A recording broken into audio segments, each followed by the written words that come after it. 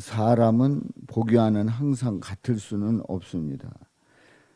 건강하게 보이는 사람이 약할 때가 있어요. 아주 건강한 것 같은데 병을 안고 있는 사람이 있고, 또 매일 골골하는 사람 같은데 매우 건강한 사람이 있어요. 오히려 그 약해 보이는 사람이 더 장수한다고 하는 그런 얘기도 일반적으로 있습니다만은, 매우 건강해 보이지만 깊은 병을 앓고 살아가는 사람도 있습니다. 사도 바울은 우리는 하나님과 함께 일하는 자로서 은혜로 살아가는데 어떤 자인가를 오늘 이 말씀에서 들려주고 있습니다. 보이는 것과 실제가 어떤지를 이제 사도 바울이 표현을 하고 있는데요. 보이는 것은 마이너스일 수도 있고 플러스일 수도 있어요. 그러니까 부족한, 문제가 있는, 또 연약한 그런 모습일 수도 있는데 실제로는 그렇지 않다는 거죠. 또 강한 자고 또 뭘 잘하는 것 같고 또 든든한 것 같지만 또 그렇지 않은 자가 있을 수 있는 거지요. 그런데 은혜로 살아가는 자는 어떤 자인가? 은혜로 살아가는 자는 마이너스에서 플러스로 표현되고 있어요. 그러니까 그냥 보기에는 분명히 부정적인 것 같은데 실제로는 그렇지 않다는 거지요. 그래서 은혜로 살아가는 자가 어떤 자인지를 오늘 8절 하반절부터 10절까지 말씀하고 있어요. 우리는 속이는 자 같으나 참되고, 속이는 자 같으나, 생각해 보십시오. 은혜로 살아가는 자가 속이는 자 같다. 이거 문제가 있잖아요. 근데 왜 속이는 자 같으나 참되다고 말하는가? 실제로 사도 바울은 하나님을 믿는 자녀들은 당치도 않은 사실을 믿고, 다시 얘기해서 예수님 부활하셨다는 거예요. 예수님이 부활하셔서 구원의 주가 되셨다는 거예요. 이것은 완전히 속이는 것과 같습니다. 그야말로 이 사실에 대해서, 예수님의 부활에 대해서 믿지 않는 사람들에게는 완전히 사기친다고, 우리들을 사기친다, 그런 말이 어디 있느냐. 죽은 자가 어떻게 살아나느냐, 어떻게 부활하느냐, 게다가 승천했다, 이건 말도 안 된다. 바로 속이는 자라는 생각을 가지고 있지요. 그런데 속이는 자 같지만 참되다, 그게 사실이다, 그게 확실하고 그는 살아있는 증거가 있고, 그리고 우리 예수님은 실제로, 사실로, 역사적인 사실로 죽었다가 다시 살아나시고 그리고 승천하셨다는 거죠. 이건 참된 겁니다. 이건 누가 아니라고 해도, 거부해도 실제 사실입니다. 9절에 있는 말씀에 보면 또 무명한 자 같으나 유명한 자요. 무명한 자, 세상에서 이름이 없는 자예요. 생각해 보십시오. 아니 예수 믿는다고 해서 뭔 대수가 있습니까? 예수 믿는 사람이 무슨 명예가 있겠어요? 아무 명예가 없는 거예요. 어떻게 보면은 그 당시에 예수를 믿는 사람들은 숨을 죽이고 살았어요. 공문은 할 수가 없었습니다. 그리고 남들 앞에 우리는 이렇게 예수 믿는다라고 당당하게 말하면 불이익을 당했습니다. 무명한 자로 살아가야 살아남을 수 있는 그러한 아주 불쌍한 사람들이지요. 그런데 무명한 자 같으나 유명한 자다. 유명한 자다. 이미 하나님의 자녀들은, 예수를 믿는 하나님의 자녀들은 그 이름이 하늘나라의 생명책에 기록된 줄로 믿습니다. 하늘나라의 생명책에 기록된 그 자는 유명한 자예요. 물론 세상에서 아무개 이름을 딱 대면 전 국민이 다 아는 그런 유명한 자이면 좋겠습니다만은, 그보다 더 유명한 자가 있어요. 더 유명한 자가 있어요. 바로 하늘나라에서 생명책에 기록된 그 이름을 가진 자. 그 자는 주님 앞에 유명한 자인 줄로 믿습니다. 죽은 자 같으나 우리가 살아있고, 죽은 자 같으나 우리가 살아있고, 죽은 목숨과 같은 거예요. 예수 믿었다 그냥 뭐 죽은 거나 마찬가지인 거예요. 그런데 우리가 살아있고 예수 생명 안에서 살아있는 거예요. 그러니까 이 세상에서 예수님을 믿었다, 마치 죽은 자 같이 숨죽이고 살아가는데, 바로 우리가 살아있고 예수님의 생명 안에서, 예수 생명 때문에 내가 살아있는, 정말 참으로 살아있는 자로서 살아가고 있다는 거지요. 그리고 징계를 받는 자 같으나 죽임을 당하지 아니하고, 징계를 받는 자 같으나, 생각해 보세요. 멀쩡한 사람이 예수를 믿었어요. 사도 바울은 그야말로 바리새인 중에 바리새인입니다.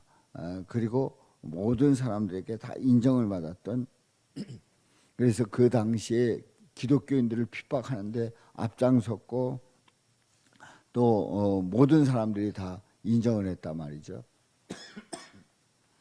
죄송해요. 다 인정을 했어요. 그런데 거기서 이름이 다 파내지는 거예요. 파직당하는 거예요. 어떻게 할 수가 없는 거예요. 이제는 모든 사람들 앞에 지탄을 받고, 그리고 사도 바울을 실제 죽이려고 하는 그런 사람들이 나타났어요. 그래서 사도 바울을 죽이겠다고 하는 그 결사대까지 나타날 정도로 그렇게 어려움을 당합니다. 징계를 받는 거예요. 아주 철저한 징계를 받습니다. 그런데요, 죽임을 당하지 아니하고, 멀쩡한 사람이 징계받아 죽을 것 같았는데, 그 결사대가 결성돼 가지고 사도 바울을 죽일 것 같았는데 아니에요. 죽임을 당하지 않아요. 아무리 세상 사람들이, 또 반대하는 사람들이, 핍박하는 사람들이 죽인다고 할지라도 그 생명을 주관하시는 분은 우리 예수님이신 줄로 믿습니다. 우리 예수님이신 거예요. 아무리 죽을 것 같은데, 그리고 40에 그 하나를 감한 그 매를 수차례 맞고도 죽지 않았어요. 생명이 주님께 있기 때문에 그렇습니다. 또 근심하는 자 같으나 항상 기뻐하고, 근심하는 자 같으나 맨날 근심거리가 있지요. 예수를 믿었기 때문에 핍박을 당하고, 사람들로부터 내침당하고, 또 그들의 무리 속에서 완전히 파직당하고 하는 그런 상황 속에서 복음을 전한다고 하는 일이, 이게 보통 일이 아닌 거예요. 오늘 복음을 전하다 무슨 일을 만날는지 도대체 예상할 수가 없어요. 분명히 근심 속에 살아갑니다. 그런데 근심하는 자 같으나 항상 기뻐하고, 아니 세상에 근심이 그렇게 많은데, 근심거리가 그렇게 많은데 오히려 기쁘다는 거예요. 오히려 신이 난다는 거예요. 생각해 보십시오. 얼마나 웃기는 얘기입니까? 근심하는 자 같은데 기뻐한다. 바로 누구 때문에 그래요? 예수님 때문에 그렇게 고백할 수 있는 거예요.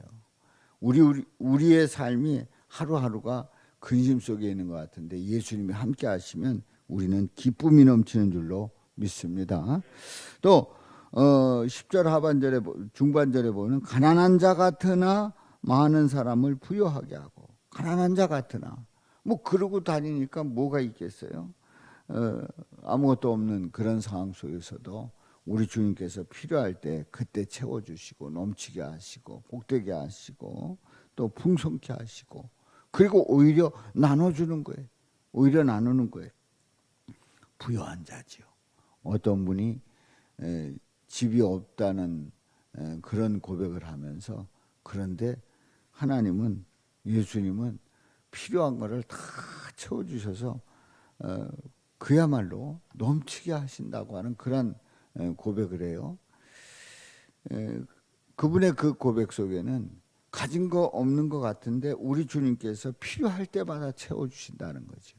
그러니 많은 사람을 부유하게 하고 풍성한 삶을 살고 있다고 하는 그런 고백을 듣기도 하고 제가 보기도 했습니다마는, 사랑하는 성도 여러분, 그래서 이제 맨 마지막 절에 보면은 아무것도 없는 자 같으나 모든 것을 가진 자로다, 그렇게 고백하고 있어요. 손에 쥔 거 없는 것 같은데 모든 것을 가졌다는 거예요. 생각해 보면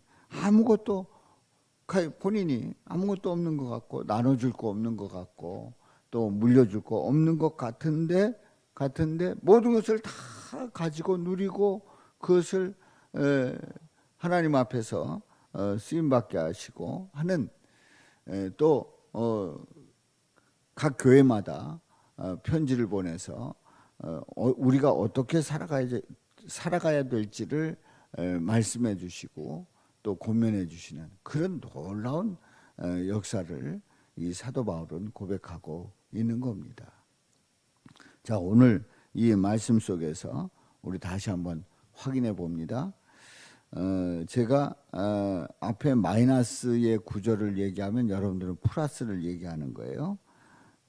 자, 8절 하반절부터 우리는 속이는 자 같으나, 자, 우리 시작합니다. 우리는 속이는 자 같으나, 무명한 자 같으나, 죽은 자 같으나, 징계를 받는 자 같으나, 근심하는 자 같으나, 가난한 자 같으나, 아무것도 없는 자 같으나. 아멘. 누구 때문에요? 예수님 때문입니다.